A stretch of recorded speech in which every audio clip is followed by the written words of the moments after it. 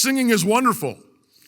And we put a lot of emphasis on that as a community. You know that. We do psalm sings. We sing a lot in our worship service where we're constantly trying to learn new hymns and new psalms. Our children are in musical training on purpose because we believe that singing and music is absolutely important.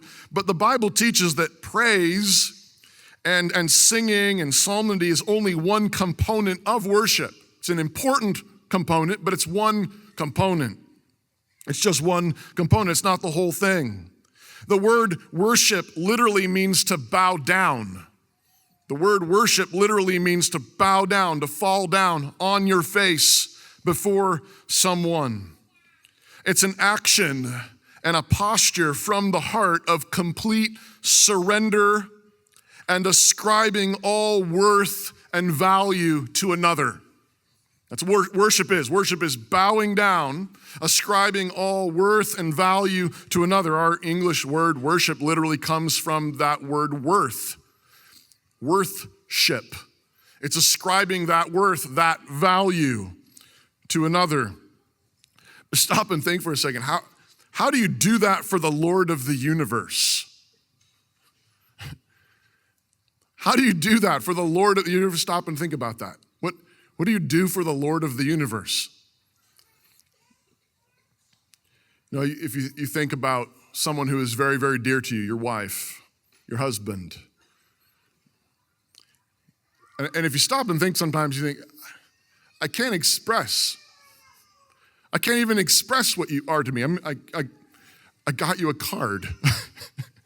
I wrote some stuff down for you. This is nothing like what you are to me. And those are people.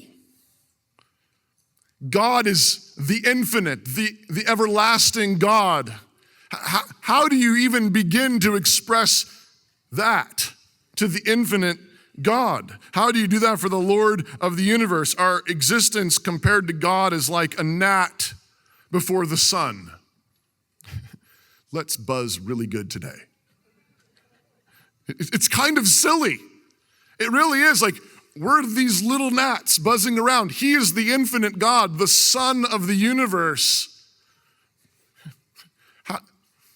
How do you do that? Well, what we need to do is do whatever he says to do. That's why we care what we do, because if it's up to us and we're gnats and he's the sun, it's like nothing we come up with is a good idea. This is not going to be a great idea. This is not going to work. So we want to do whatever he says to do. We know he wants us to worship. We know he calls us to worship. And so what we want to do, worship is doing in God's presence what he has commanded us to do in sincerity and in truth, from the heart. We want to do what he's commanded us to do in his presence from the heart, which is not whatever makes us feel good, which is not whatever we come up with. God has a plan to grow us up. God has a plan to transform this world into a mature glory that we cannot even imagine. And so what we want to do is what he says to do. We want to worship him the way he says to worship him. Obedient worship is one of the central ways God is accomplishing that plan.